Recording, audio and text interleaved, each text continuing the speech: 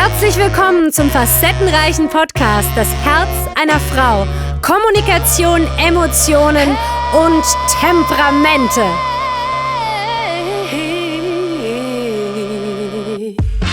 Hallo und herzlich willkommen beim Podcast Das Herz einer Frau. My name is Kim Yasmin. And this episode is going to be in English because I spoke with Nicole Macias McNamara. Wow, I met her in the yoga teachers training and she was always sitting in the back, but she had a very capturing presence.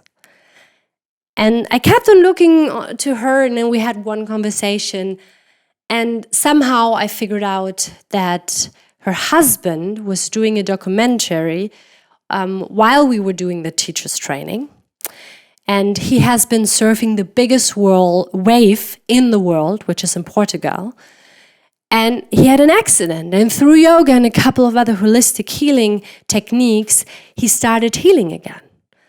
And she is managing him for a couple of years, but also being a teacher, traveling with her kids, with her husband, and now creating together with her husband this beautiful holistic center for surfers in Hawaii. And I just was like, wow, what a strong woman. And I also asked myself the question, what do you do if you have a husband who is such a famous person? And how do you encounter that? And what is it that, again, makes you, in a way, strong through that? Or what is also maybe the challenge of that? But moreover, of course, for you women, the question, how is she doing that? She has 2 kids. She's traveling the world. She went to yoga teachers training with basically her whole family, including her mother, her brother, and her husband, her kids. And doing that, creating the reality she always wanted to have. And yes, it was such an inspiration. We did the interview before one of our classes. And yeah, it was such an honor, Nicole, when you listen to that right now. And I wish all of you women out there that if you haven't started that yet, through this interview, you start dreaming again. And you start visualizing that everything, or realizing that everything is possible. But it's all about our mindset. It's all about what is up there. What is this thing in our teachers training? They always said the motherfucker in our mind. What is it telling us? And what can we let go in order to go there where we want to go? Create, visualize what we want. So yes, get inspired. And enjoy this podcast interview. Hallo und willkommen zum Herz einer Frau. Mein Name ist Kim Yasmin und ich sitze hier mit Nicole Macias McNamara. Welcome. Thank you. We are going to change into English, so I hope you guys, most of you are already used that we have from time to time an English interview in between.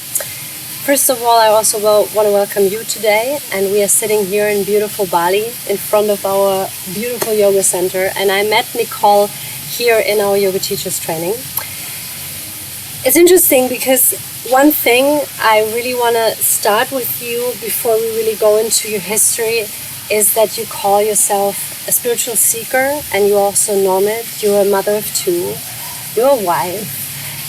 You work a lot, you do yoga, you go your spiritual path.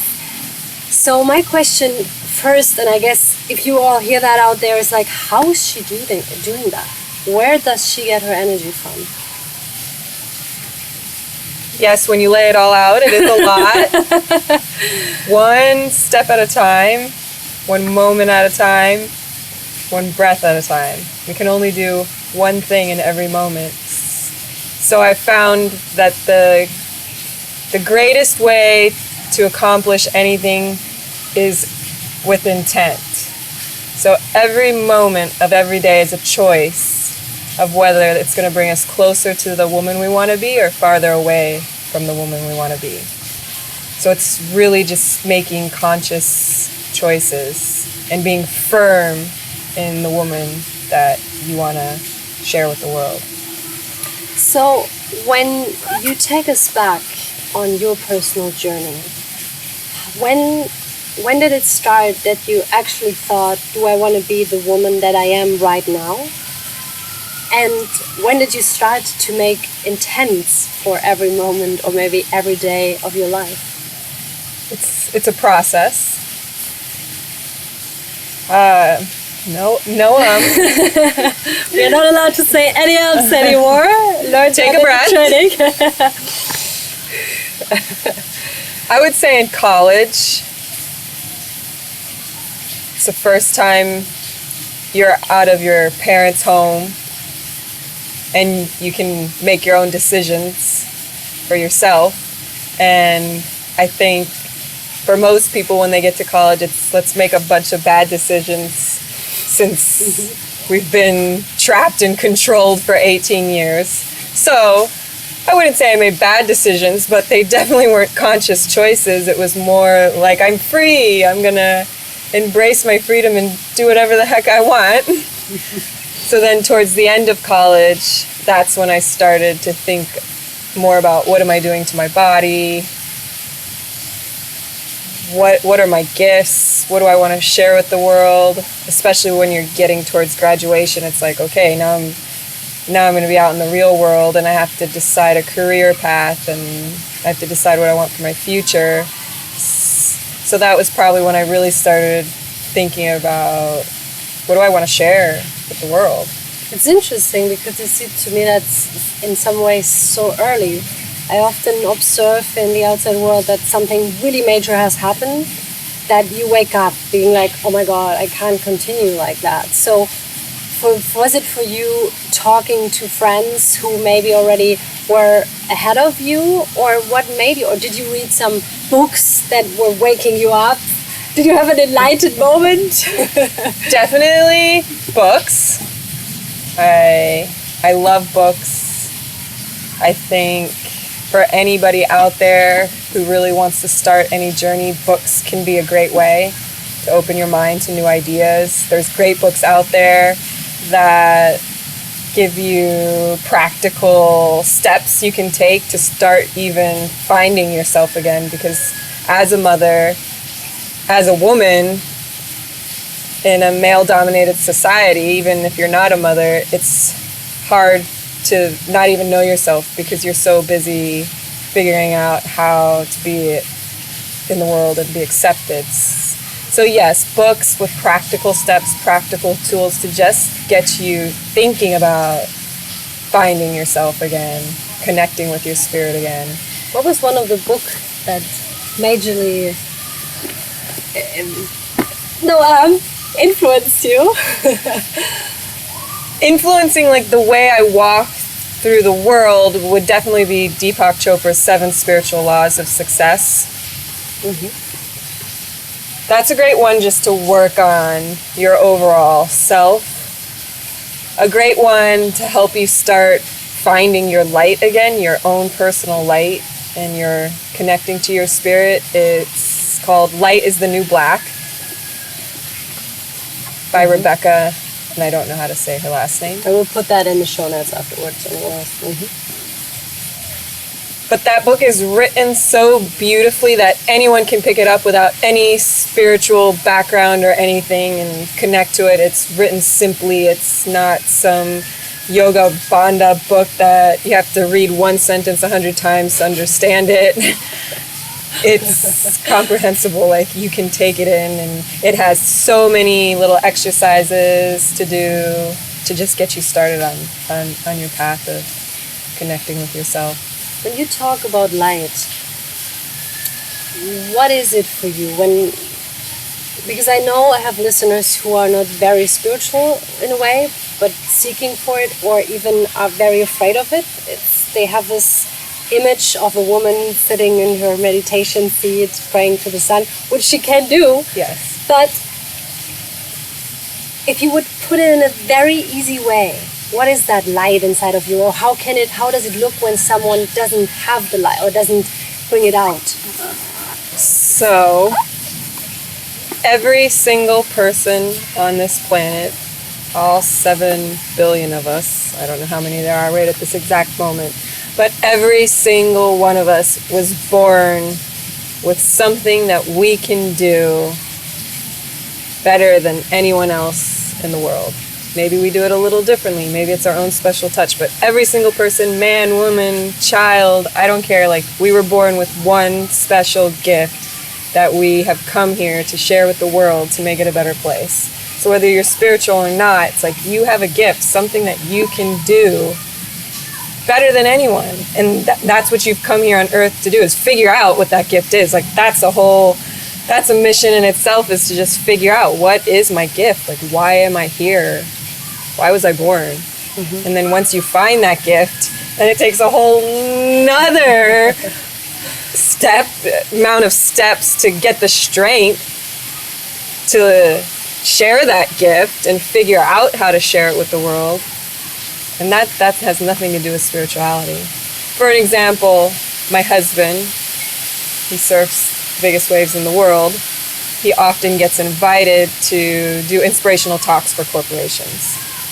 So he went and he did this inspirational talk, and the last sentence of his speech is often that. It's like, every single one of you were born with a gift, something you can do better than anyone. It's your job to figure it out. He goes through his life about how he wanted to be a professional surfer, but he gave up on his dream because he thought he had to support his family, and he opened up this store, and every day he's driving to the store, and he's so depressed looking at the waves because he wants to be at the waves, but instead he's at the store. So he sat down and he wrote down his goals, and this is huge. It's like road mapping. You write down at the top of the paper, what do you want to be doing?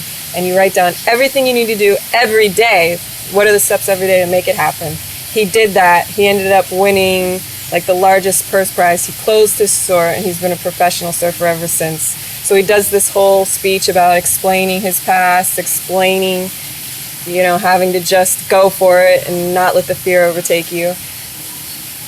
About 6 months after this speech, we're at this factory that has nothing to do with anything. They make cork stuff. And at the end, they bring the new marketing guy that they just hired. And he shakes Garrett's hand. He's like, you probably don't remember me, but I was at your speech. This was in Portugal that we're meeting this guy. The speech was in the United States. And he says, I was at your speech in Florida, and I went home that night after listening to you talk, and I wrote down my goals, which was to move back to Portugal to be with my family and have a job around sustainability. And I wrote down my goals, and I looked at them every day, and I quit my job in the States, and I moved back to Portugal, and I got this amazing job, and I'm living my dreams now. So it's just taking the steps. Yeah, I know. Yeah, we both right now have goosebumps. Wow, I have 2 questions to that. First one that came into my mind, you said when you graduated, or before you graduated in college, you already were broadening your mind that there's maybe something else, or maybe there's something like a light inside of you. You haven't met at that point your husband yet, or yes? No. Okay, so just to go back to that time, because I just was wondering, what was that inside of you, what was so strong in that age already to be like, okay, I must have goals, or there is something more? So I started having the feelings towards the end of college that I knew, like, I can't even describe this feeling. It was almost like a suffocation, that I knew I was supposed to be doing something else, or something bigger, or something, anything. On the first day of college, I had met my college sweetheart, you could say, and we were together all through college. We were together after college. We bought a house together. We got married, and even in the month before the wedding, like, I knew, like, it was like a boulder on top of me that I was not supposed to get married. Like, I said to him, I'm like, it's not right. Like, we're not living to our full potential together. Like, we're not lifting each other up, expanding each other, bringing each other to new levels. Like, we're actually keeping each other down, and it's not inspiring. And he's like, oh, but when we get married, it'll change. When we get married, it'll change. And I still had the boulder on top of me, knowing it wasn't what I was supposed to do. And you know, it's scary when you have a wedding in a month and people flying from Europe and all your college friends and the money you put into this wedding. And I went through with it. I got married. I cried. Like, I was crying the whole You were not running days away before. I didn't run away yet. And I was crying, and my dad came to the door to get me, to walk me down the aisle, and I'm just like crying, sobbing. He's like, "Are you okay?" I'm like, I just don't want to do this. Like, it's not right. But I did it because I was afraid. 13 days after I got married, I went to Puerto Rico for a stand-up paddleboard race, because that's what I used to compete while I was teaching middle school science, and Garrett was there. Your new husband. My new husband. Your now husband, Yeah. yes. Wow. Yeah, and when I met Garrett, I mean, it was just so strong. It was like, the feeling I got was of just freedom. Like, the boulder was completely gone. It was like I could spread my wings and anything was possible. The sky is the limit. Like, someone who believed, like, you don't have to be at this place of lack and limitation and suppression. Like, there is freedom out there. There is expansion. And that was one of the things. It's like, surround yourself with expanders. Like, slowly start to limit the time you spend with negative people and toxic people, and slowly start to spend a little bit more time with people who expand you and people you look up to and people who inspire you, because that will rub off on you. It's like spending these 26 days with Ana. It's like, I'm gonna miss her and her words of wisdom. So find somebody in your community, start volunteering something that lifts you up, and who's running that organization, hang out with them, and ask them to have tea with you. Just surround yourself with the people you want to be like, that fill you up. And how is it, because that's also often the fear I hear when you now talk about you and your husband both going in your light and following your path. But have you ever, if one of you is stronger in sometimes, or maybe you said he's not only a professional surfer, he's a very well-known surfer, did you have times where you also struggled with that, like feeling in a way that it was not easy to get your light, or did you always have this possibility to spread and find your own light in other things? It's more of a personal issue than him. So he is 100% supportive of me focusing on any of my passions, any of my lights. I wanted to be a midwife, so I was assisting midwifery, and I'd have to leave in the middle of the night, and he would watch the kids. Like, no problem. He supports everything I want to do. It's a matter of me finding the inner strength to say, okay, you ride big waves. I don't need to stand behind you and let you have all the glory and all the fame. Like, I really love to peyote stitch, so at night I'm gonna do a little bit of that. It's just, yeah, you've got to stand your ground and take the space and the time for yourself, no matter what's going on around you. That's so beautiful wisdom, in a way that also it is our fears in that moment that stand in our way, and we don't often maybe see that the other one is in favor of us and would do everything, and we kind of... Yeah, we're afraid. Yeah, we're afraid. It's easier to let other people shine. And I hope it's not coming off like it's easy. It's hard work, and I've struggled with it, and it's definitely a process. I have to work on it every day. It's work. That's why it goes back to conscious choices and, thinking before you make a decision. Is this serving me? Is this serving the ultimate goal? It's beautiful. You said in the beginning, you said in the beginning, when you went from college, you became a science teacher, and you were also teaching.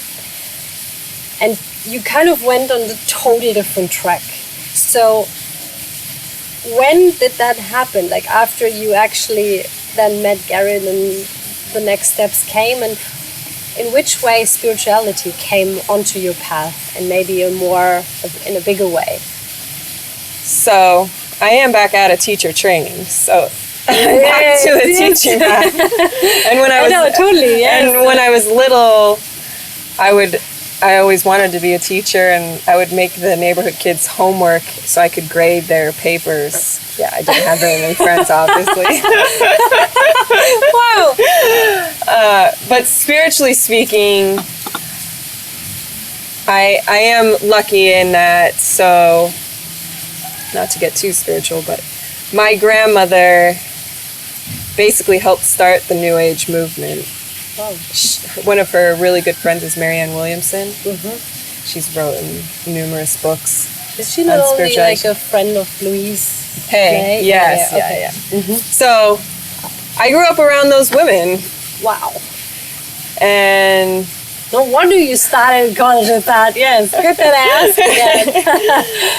So I spent a lot of time in workshops about healing your heart when I was 12, and I would pass out the pens and paper to the adults who are crying about their traumas and everything. And I also spent a lot of time when I think it was the summer that I was 12 in a hospice with people dying, and because my grandmother was a minister for Science of Mind, which is,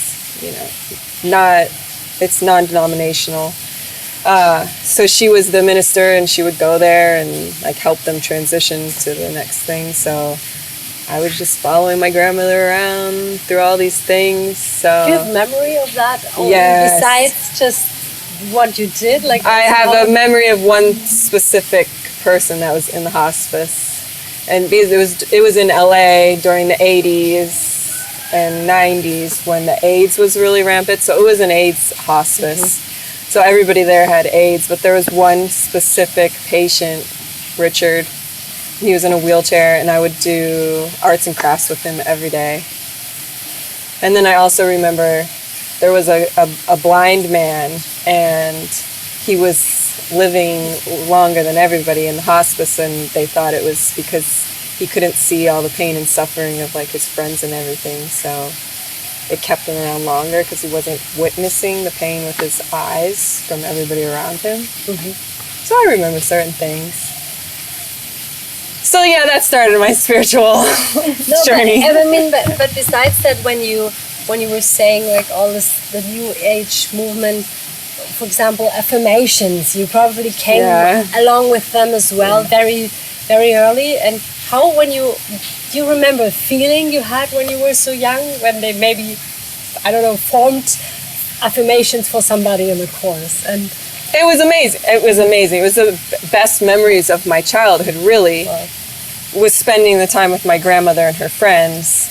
But then you have to remember, I went home to my house with my father, who was not so enlightened and didn't practice affirmations, quite the opposite. So it was a balance, and you spend more time in your house than with your grandmother. And then when I hit high school, I didn't really spend as much time with my grandmother. I was not allowed out of my house, really. So, I wouldn't say I was lost, but I definitely wasn't as connected as when I was spending that time with my grandmother. And then I just couldn't wait to be 18 and get away from my father. So in college, I just wanted to be free and not care about anything. So that's what I did. And it was fun. I think it's also important to go through that stage. Yeah, you have to find to know the balance, to know the opposite. So now you are on the road, a nomad. Are you actually part of the movement of the digital nomads? No. I wouldn't even know how to explain that. I'm not sure I know what it is. The digital nomads? It's like the bloggers, right? Who just like post their travels. Is that what it is? It's actually people working. Oh, okay. So the guy who we were sitting with is one of those people at lunch. Yes, right. Okay. No, we're not that. But nomad, so that's good. Then we stay with that question. You are right now nomading, so which I think is amazing. And this is something women out there, I have to tell you, she came with her whole family to Bali.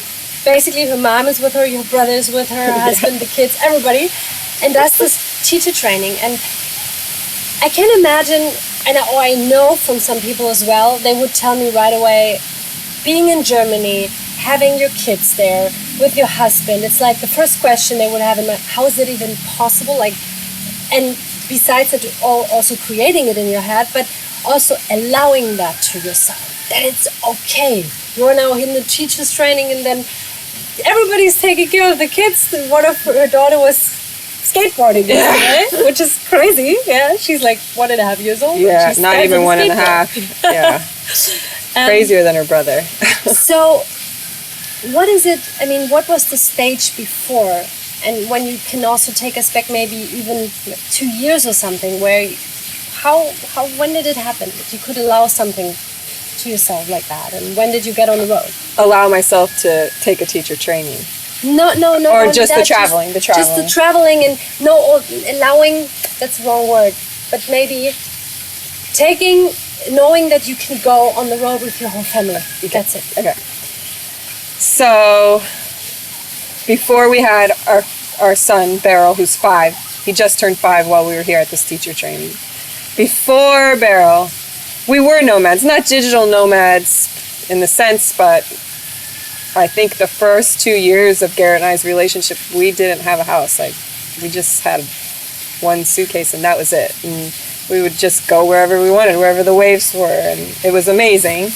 Wow. Yeah, we look back on that. That was fun. And then we discovered the biggest wave in the world in Portugal. So then our time was really split between Hawaii and Portugal. So we would always spend about half of the year, give or take, in Portugal and Europe. And then I wanted to be a mother. Mm-hmm. So Beryl was very consciously conceived. And we went into it saying, nothing's going to change. A lot changed, but one thing that didn't change was we just kept Beryl with us all the time. So if we had a business dinner, Beryl came with me and I would just strap him on and he slept on my chest. Beryl's first plane was when he was 3 weeks old. The day after he was born, we were in the passport office.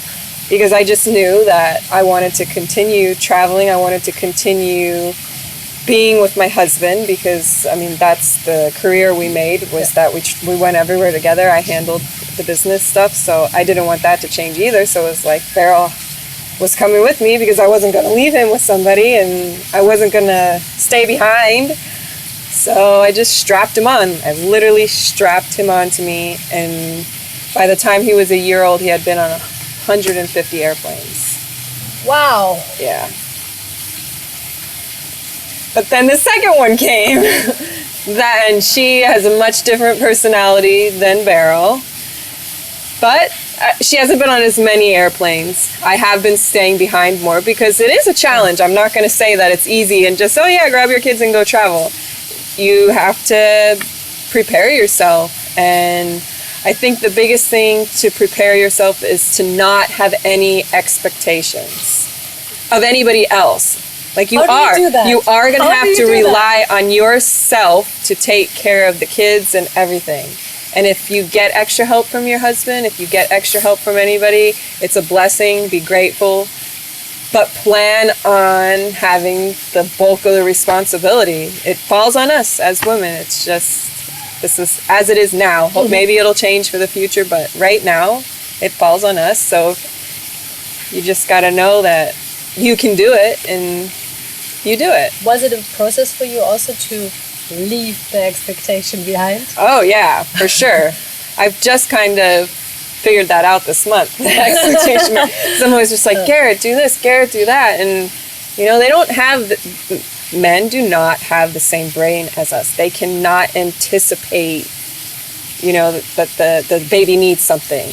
But as women, we know exactly what everybody needs at every moment of the day. So I can't expect him to think like me, so I just have to be grateful. When he does take the kids skateboarding, even though he puts the 16-month-old baby on dropping in on the skateboard. I have to let it go and just be grateful he took the kids while I was in training. Skateboard, be like, yeah, so it's letting go and it's not having expectations. But it's possible. You can travel with your kids. And it's the best thing for your kids. I mean, they get shoved right into these boxes at school, and there's such a big world out there, and there's so many beautiful people to meet, and it's amazing to see how my son interacts with other people, and he's so welcoming and loving towards anyone of any race, any color, any culture, and it's just because he's been around so many people since the day he was born. Would you also say that without really comparing, but also maybe seeing kids that have been brought up just in one place, like that he is in a way, very open-hearted and very welcoming with others? I think it goes more into the structure of the school systems and how the schools, it doesn't matter your abilities, it doesn't matter anything. It's like if you're 5, you're in a classroom with other 5-year-olds, no matter if you're more mature, less mature, can read, can't read, can write. They just say, since you're 5, you're the same as every other 5-year-old.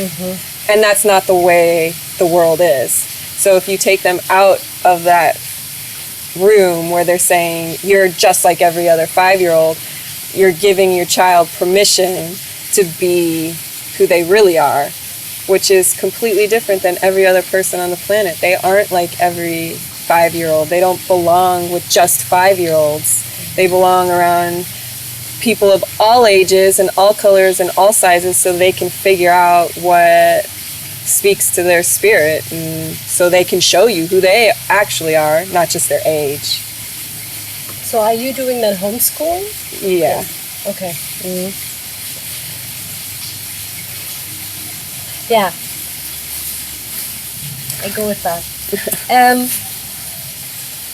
You guys, you're going afterwards to Portugal, and you have a very beautiful project in Hawaii, and I would like to also do the closure with that project, because I think it brings also a lot of things in that you are now bringing here from Bali. So what is it what you're now creating in Hawaii? So one of the main reasons I came to this training was so that I could learn the tools to not only heal myself. It was really honestly less about myself, because I do feel very grounded and I feel like I have a good foundation to go and continue my spiritual journey. I didn't feel like I really needed to come for that, but I wanted to come and learn the process of helping other people through their traumas, through their healing.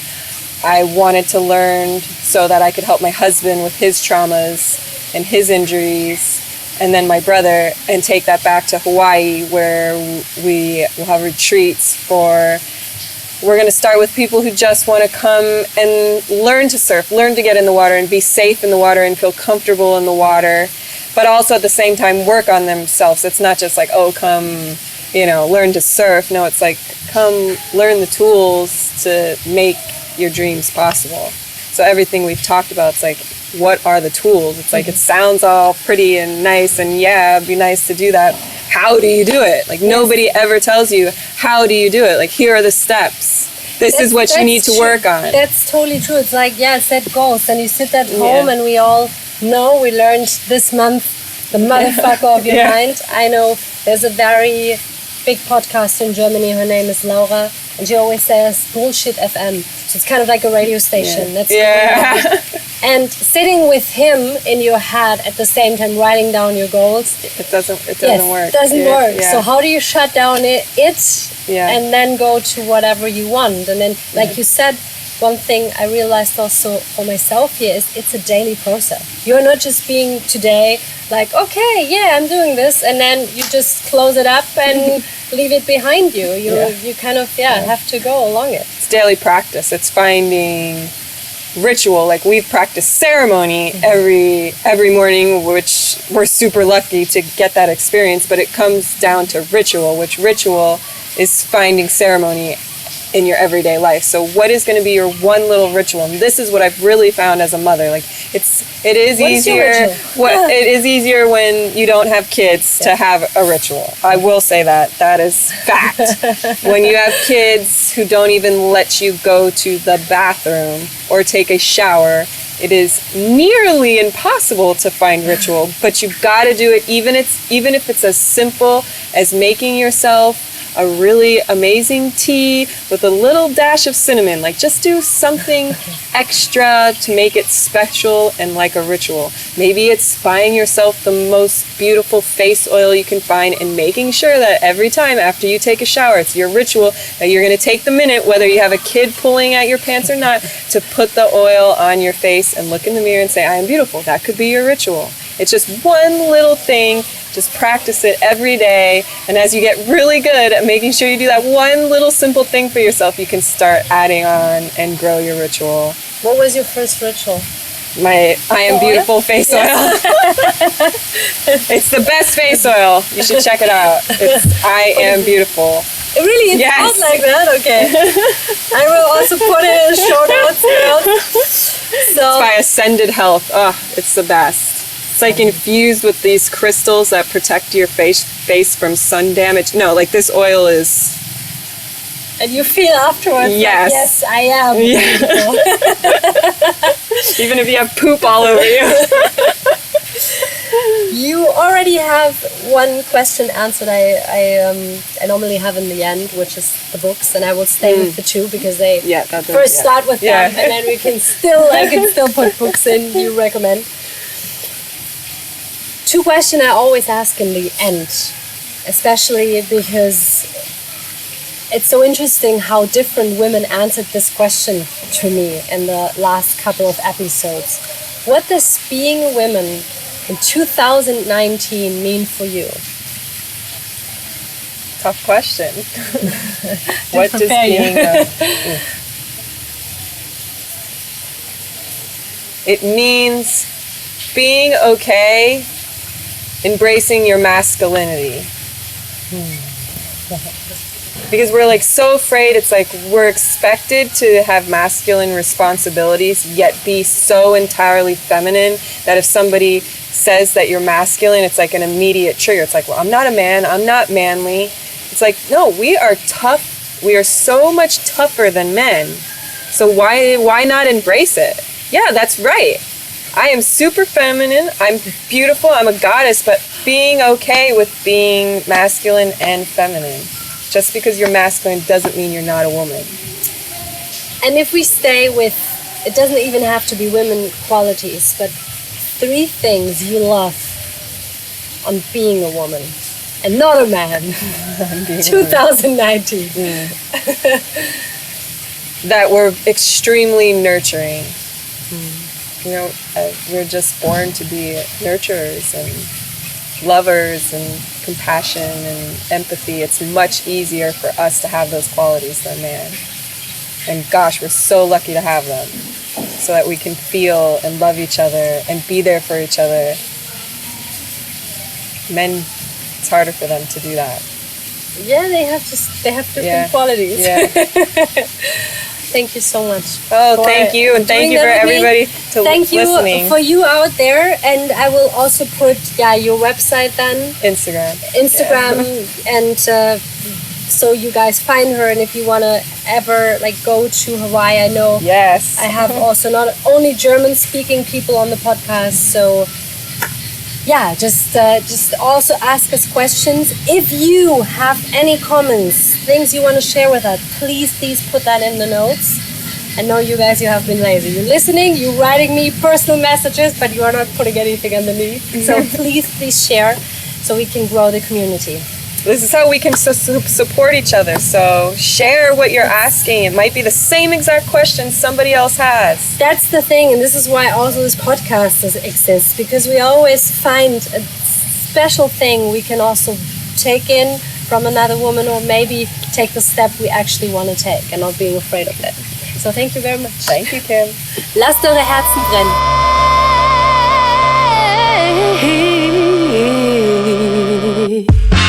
Schön, dass du heute wieder mit dabei warst bei dieser Podcast-Folge.